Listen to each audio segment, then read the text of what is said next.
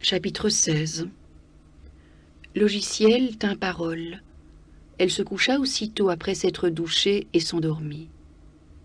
Mais elle se réveilla à 5 heures et il lui fut impossible de retrouver le sommeil. Elle était excitée comme à la veille d'un départ en vacances. Dans l'avenue en contrebas, on n'entendait que le piaillement obstiné des oiseaux qui semblaient vouloir hâter le lever du jour. Immobile dans son lit, Logiciel attendit qu'une lueur blafarde commence à dissiper l'obscurité de la nuit. « Eh bien, c'est le matin, décida-t-elle soudain. » Elle écarta les draps, se leva, ferma la fenêtre et mit en marche le climatiseur, puis elle alluma l'ordinateur. « Bonjour, Logiciel, dit la voix aimable de l'Omnia à 3. Que souhaites-tu faire aujourd'hui ? Examiner de près l'arme du crime, lui répondit-elle, et peut-être appréhender le coupable.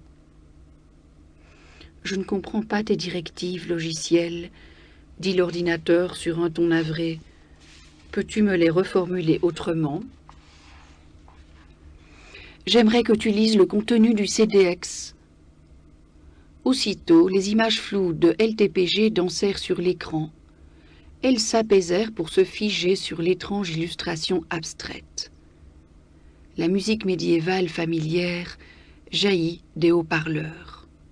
« J'étais stupide, grommela Logiciel, j'aurais dû y penser avant. » Elle fit pivoter son écran de façon à ce que la fenêtre s'y reflète. Voilà pourquoi elle avait toujours été gênée, en enquêtant chez les victimes, par l'image d'une vitre ou d'une lampe sur l'écran. Loin d'être un handicap, ce reflet était au contraire un moyen pratique pour que le regard accommode sur l'infini, seule façon de donner du sens et du relief à ces images incohérentes. Cœur battant, elle essaya de fixer son regard non pas sur l'écran, mais bien au-delà. Cet exercice oculaire dura 1 ou 2 minutes. Et tout à coup, comme avec les images en 3D de son livre, elle accommoda sur un paysage somptueux. Un château perché sur un piton rocheux qui dominait une vallée verdoyante. Le relief était si saisissant qu'elle recula. Elle craignit que ce bref mouvement ne dissipe le miracle, mais non, tant que son regard restait accroché à tel ou tel détail de l'édifice, elle pouvait déplacer son siège, reculer ou avancer, sans perdre le fil de sa vision. Bon sang! Et c'est de la vidéo. Dans le ciel couraient quelques nuages blancs. Un vent léger agitait la ramure des arbres de la vallée. La précision des images était proche de la perfection. Un film numérique n'eût pas mieux restitué la réalité. Le regard de Logiciel descendit jusqu'au mur d'enceinte où avait été peinte en lettres gothiques l'inscription « La tour prend garde ». « Nous y voilà », murmura-t-elle. « LTPG, c'est La tour prend garde ». Une vieille ritournelle enfantine lui revint aussitôt en mémoire, avec son refrain entêtant. La tour prend garde de te laisser abattre. Cependant, le paysage restait figé. Logiciel se trouvait dans la situation d'un promeneur qui, au détour d'un chemin, aurait découvert un mur et un portail protégeant un grand parc envahi par les herbes. Le château ressemblait à celui de Louis II de Bavière, à Neuschwanstein, ou à celui de Disneyland Paris. Mais ce n'était pas là un décor d'opérette, ni une maquette. Soit. Mais encore. Était-ce un effet de sa voix ou du déplacement de ses yeux qui venaient de déchiffrer le nom du programme?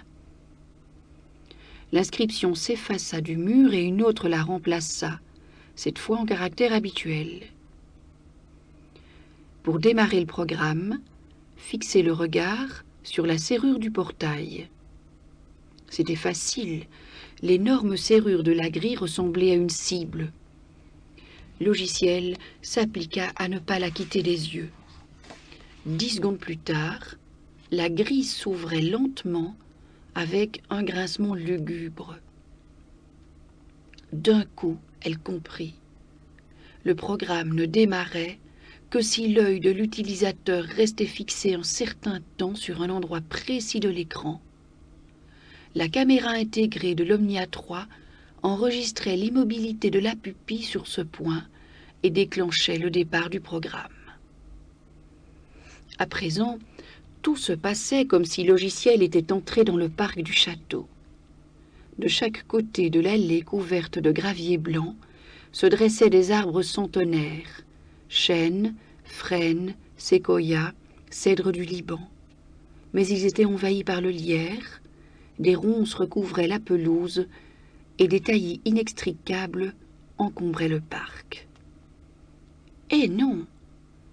Son regard s'étant attardé sur les buissons, l'image dérapa dans un lent travelling et exécuta un zoom vers les feuillages, comme si le logiciel avait voulu y plonger. Vite, elle porta les yeux à droite de l'image en direction du sentier. Et comme elle l'avait espéré, c'est là qu'elle se retrouva, en marche vers le château, dont la silhouette grossit peu à peu. Des chants d'oiseaux jaillissaient autour d'elle. Était-ce une sonorisation du logiciel ou les moineaux et les hirondelles de son avenue? De même, il lui semblait ressentir sur son visage le souffle du vent, dont le mouvement des feuillages proches étaient les témoins. Mais peut-être était-ce la laine du climatiseur, dont le faible ronronnement se mêlait à celui de l'ordinateur. Bientôt, elle parvint au pied de l'escalier d'honneur qui menait à la terrasse de l'édifice. Son regard s'attarda sur les statues de marbre dressées sur leur socle. Alors, docile, l'image se stabilisa. Elle se remit à défiler quand le logiciel regarda les marches de pierre. Elle monta l'escalier. Oui, bien qu'elle fût immobile sur son siège, elle avait réellement l'impression de le gravir. Enfin, elle s'arrêta sur l'immense terrasse et observa la façade du château. On y trouvait, sur 3 niveaux, plusieurs enfilades irrégulières de fenêtres à meneaux, dont les vitres de couleur étaient cerclées d'épais fils de plomb. Ici et là, une tourelle rompait l'harmonie de l'ensemble. Et côté ouest, le toit d'une chapelle attenante se reconnaissait à ses arcs-boutants et à son petit clocher dentelé de pierre. C'est un château du XVe ou du XVIe siècle, estima logiciel à mi-voix. Les fondations sont sûrement plus anciennes, mais l'ensemble est de style Renaissance.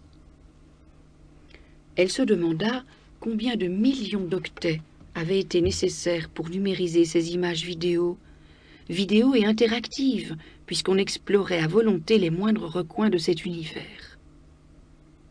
Elle s'interrogea aussi sur ses limites.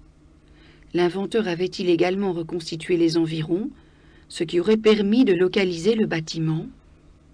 Elle était sûre qu'il ne s'agissait pas là d'un monde imaginaire, mais d'une reconstruction fidèle, d'un lieu réel.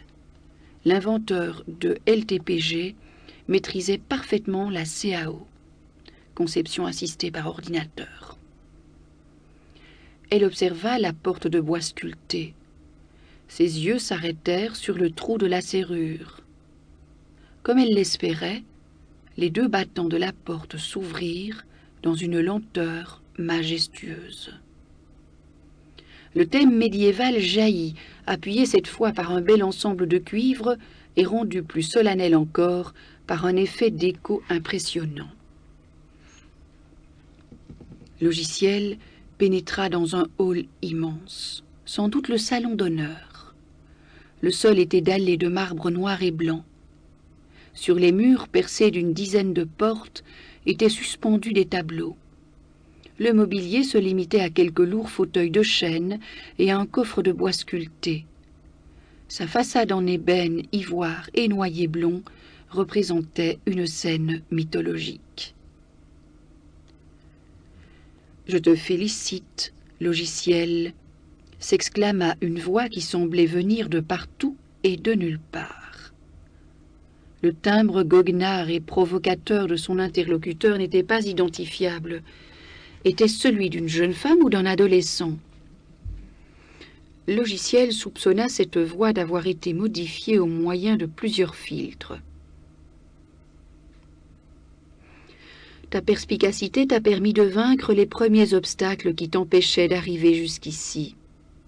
Je te souhaite la bienvenue dans mon programme La Tour prend garde. Je te dois aussi des explications, logiciel, concernant ces fameuses œuvres d'art que tu pourras te procurer à des conditions exceptionnelles. Ainsi, l'inventeur de LTPG connaissait son surnom. Elle se contraignit à raisonner. Oh, à la réflexion, il n'y avait là rien de miraculeux. L'Omnia 3 avait simplement transmis au nouveau programme les directives qu'elle lui avait livrées la veille. Un tour de passe-passe supplémentaire de l'assassin. Comme tu le sais peut-être, logiciel, il existe en Europe, tout particulièrement en France, un certain nombre de châteaux, d'églises et de manoirs abandonnés ou inoccupés. Ces édifices renferment parfois des merveilles. Pour se les procurer, 2 conditions sont nécessaires. D'abord, il faut savoir où se trouvent ces bâtiments et comment y pénétrer. Ensuite, il faut avoir l'audace de s'y introduire et de s'emparer des meubles, tableaux et objets d'art qu'ils contiennent. Grâce à mon programme, cher logiciel, mais aussi grâce à ton astuce et à ton opiniâtreté, tu as dès maintenant la possibilité d'identifier ce château et d'explorer sans quitter ton fauteuil les difficultés qui t'attendront dans la réalité. Car LTPG reproduit scrupuleusement les lieux et les objets, mais aussi les alarmes et les pièges que les propriétaires ont utilisés pour empêcher l'intrusion de visiteurs indélicats.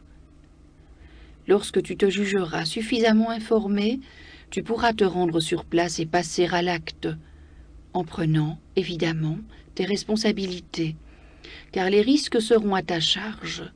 Je n'aurai fait que t'ouvrir la voie. Il y eut un temps de silence. Le regard de logiciel allait d'une porte à l'autre. Son interlocuteur reprit. « As-tu des questions, logiciel ?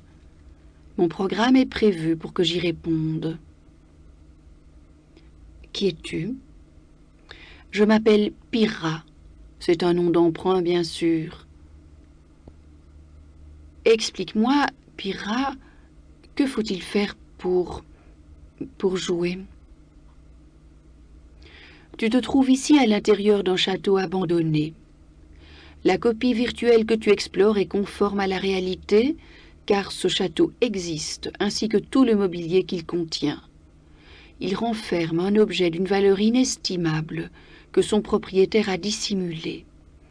Pour simplifier, appelons cet objet le trésor. Si plus tard tu souhaites explorer les autres édifices du programme, tu devras d'abord découvrir ce trésor. Mais pourquoi cette contrainte? Imaginons que je ne découvre pas le trésor. Il y eut un temps de silence, comme si le programme avait certaines difficultés à décrypter cette question. Logiciel comprit qu'elle devait choisir des formulations plus directes ou plus simples. Dans la plupart des programmes de ce genre, l'utilisateur doit faire preuve de nombreuses qualités avant de pouvoir passer à un niveau de difficulté supérieur. Astuce, rapidité, réflexe, esprit de déduction. Tu te doutes, logiciel, que tu n'es pas la seule à t'être procuré LTPG. Tes prédécesseurs t'ont peut-être devancé et vidé de son contenu le château où tu te trouves. Autrement dit, seuls les plus perspicaces exploreront le plus grand nombre de sites. Chacun d'eux possède une épreuve ultime à remporter pour obtenir l'accès au site suivant. Plus vous serez nombreux, plus vous devrez progresser loin dans le jeu pour éliminer vos poursuivants et arriver les premiers dans les lieux encore vierges. Que le meilleur gagne. « Attends, Pyrrha !» s'exclama Logiciel. « Puisque tu connais si bien les châteaux qui renferment toutes ces merveilles, c'est que tu y as pénétré. Alors pourquoi n'es-tu pas allé chercher ces objets toi-même ? À nouveau, quelques secondes s'écoulèrent comme si Pyrrha réfléchissait. « Qui te dit, logiciel, que j'ai envie de prendre ces risques? Cambrioler ces demeures est un délit. Or moi, je ne suis ni un malfaiteur, ni un receleur. »« Ben voyons, murmura logiciel, tu es un enfant de cœur. »« Je me contente de vendre un mode d'emploi, » acheva Pyrrha. Le regard de logiciel se fixa sur l'une des portes du salon d'honneur. Aussitôt, un zoom l'en rapprocha. Elle ne possédait pas de serrure. Attention. Cette première visite n'était qu'un préambule destiné à t'expliquer le mode d'emploi. Désormais, tu ne pourras pénétrer dans ce château que par effraction. Plusieurs moyens existent, à toi de les découvrir. Si tu désires te déconnecter maintenant, il suffit de fixer le coffre du grand salon. Logiciel aurait aimé poser 1000 questions à Pyrrha, mais elle avait tout le temps, car elle entreprendrait l'exploration du château. Oui, elle allait refaire le parcours qu'avaient effectué les victimes, en déjouant les pièges de Pyrrha, en sachant qu'elle risquait sa vie, mais en ignorant dans quelles circonstances, à quel moment, à quel endroit. Son regard revint au coffre. Elle examina la scène sculptée qui représentait au premier plan un guerrier grec s'apprêtant à pénétrer sous une tente. Dans le lointain, on devinait une masse de soldats et une ville assiégée. Soudain, il y eut un éclair blanc. Logiciel poussa un cri, sursauta, ferma les yeux. Quand elle les rouvrit, elle fut presque étonnée de se retrouver seule dans son studio, assise face à l'Omnia 3.